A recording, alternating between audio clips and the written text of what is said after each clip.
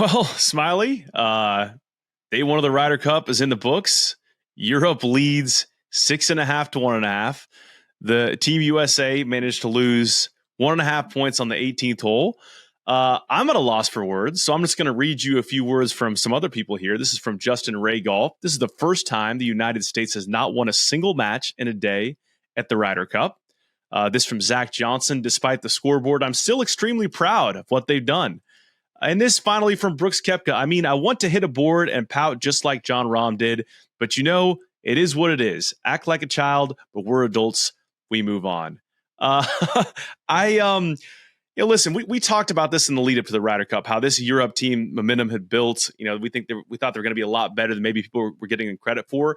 But just looking at today's result, what from today made you say, I saw that coming? And what made you say, I completely did not expect that? Well, I felt like Matthew Fitzpatrick and Tyrrell Hatton had to play well for Europe to really take it over the edge to where they could really win, and not only win, but win kind of going away.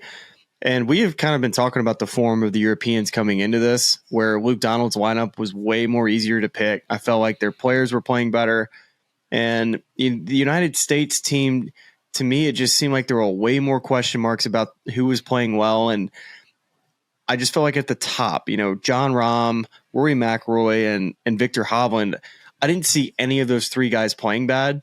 Where if you go to the top three of the U.S., and I would have probably picked Scotty Scheffler, Patrick Cantlay, and Xander Schauffele. I mean, there was arguments there that, between the Europe side and the U.S. side, that definitely the Europe side would have had the advantage. Viktor Hovland being potentially the best player in the world, the way he's played. And, I will say they got some really strong performances from the back half of their lineup. Sepp Straka and Shane Lowry, we talked about their match in the foursomes going into the day, how a lot of people kind of didn't really see those two guys, why they were on the team, or necessarily just them having a big week, where they took care of business. And it was really odd walking out there the entire day, and really until the late afternoon, there was no red on the board. The crowd was going nuts. It was an incredible atmosphere. The fans were just insane. My feet hurt, but my ears hurt too. It was quite the scene.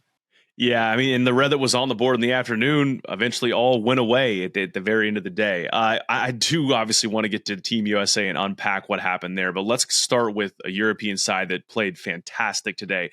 You had Viktor Hovland twice. In your first match, you had Viktor Hovland, Ludwig Aberg defeating Max Homa and Brian Harman 4-3. Then you had the Hovland-Hatton match that ended in a tie with Justin Thomas and Jordan Spieth. So of the four guys today that just kind of played out of their mind in a lot of ways, Jon Rahm, Viktor Hovland, Ludwig Aberg, and Nicolai Højgaard in his debut. Who impressed you the most? I didn't get to watch Nicolai Højgaard. He was playing with Jon Rahm in the match behind me.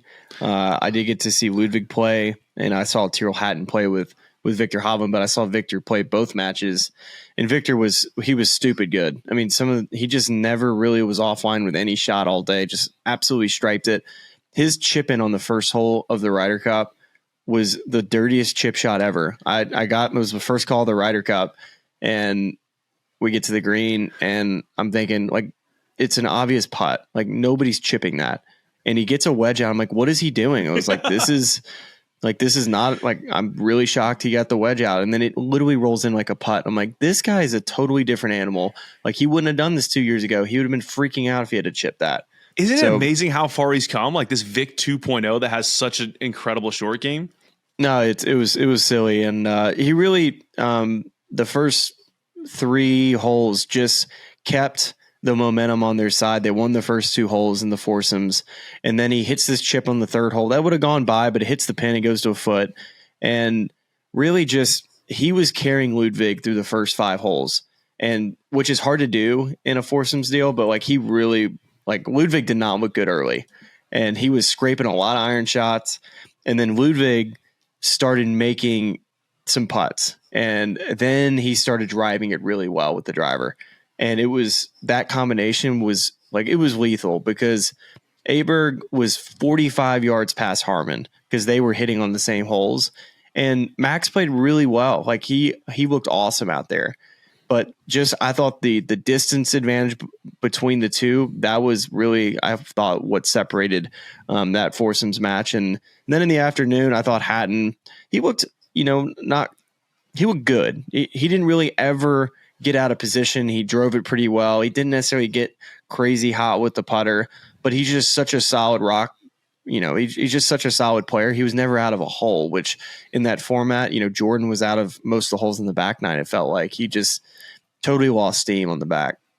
Yeah, and just for the match you did not catch, I mean, Højgaard made 5 birdies on the front 9 to really kind of hold that team steady. And then Rahm, of course, eagles the 16th and 18th holes. Højgaard made 5 birdies on the front? 5 birdies on the front. Wow, he was so impressive. Honestly, coming off of the morning matches, I was curious how he was going to play in relation to what Aberg did, but was equally, if not more so impressed with what he did alongside Rahm. They're going to be tough to beat. So I mean, obviously they're getting their butts kicked, the U.S. right now. Which I was on 3.5 to, what was it? No, I was 2.5 to 1.5 in the morning session. You said 3.5 to, 2.5 to 1.5 U.S. way. Yeah. So US at least I was on the European side. I kind of felt European momentum. Really that the afternoon, just not getting anything out of it. They had 3 matches. So lose a point and a half on 18. I mean, that's crazy, right? I mean, it's just unbelievable. Victor's putt on 18 was a joke. Like, Victor's just a joke. Victor's putt on 18.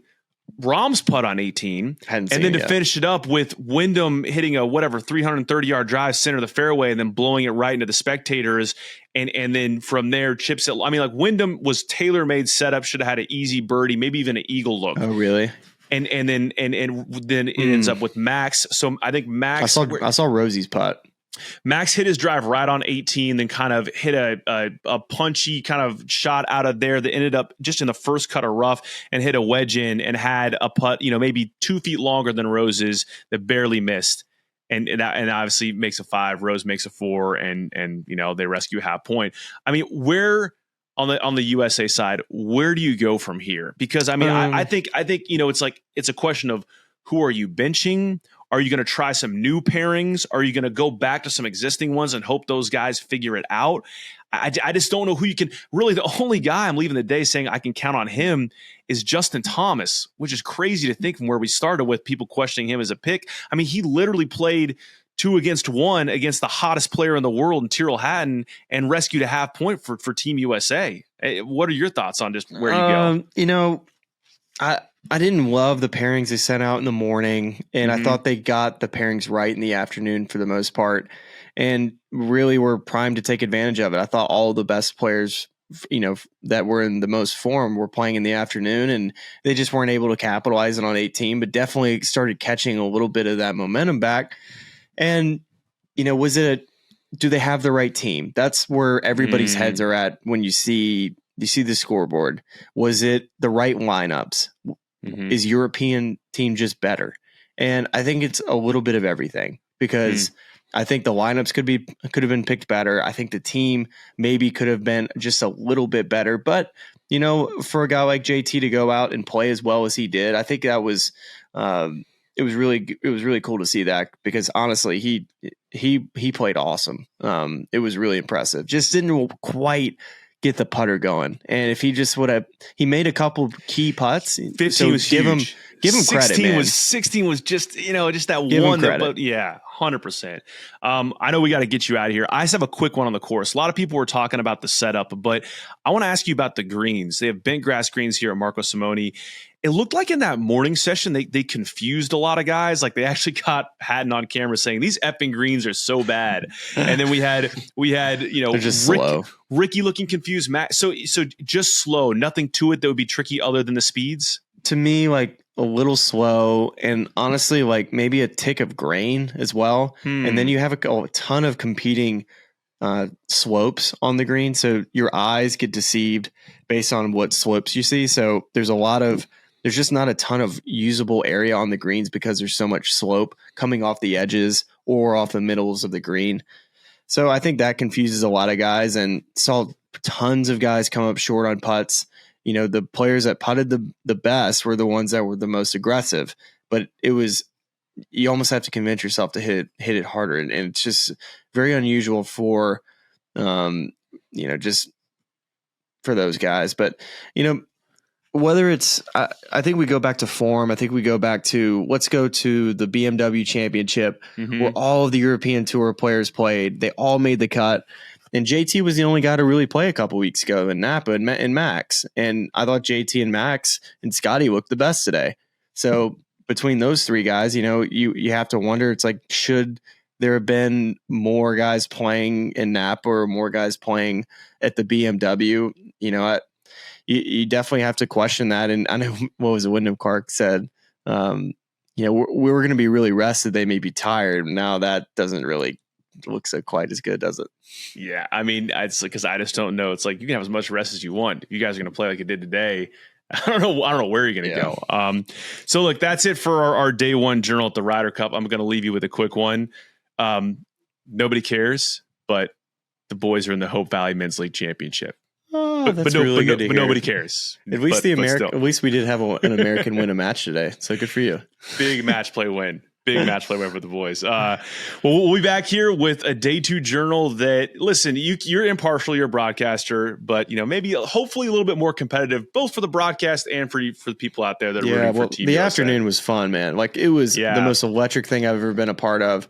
I mean, I got goosebumps the entire day just with the crowd. There's no event like it. And if you've never been to a Ryder Cup before, today was my first day, and I've never stepped foot on any Ryder Cup ever, just watching on TV. And it is one of the coolest things I've ever seen. And I love golf, and I just never thought golf could be as cool as it was today. So props to the crowds in Rome, and really excited for tomorrow. You had an instant classic. So we'll be back. Check back here with us tomorrow for day two of our Ryder Cup journal. Thanks for listening. We'll see you then.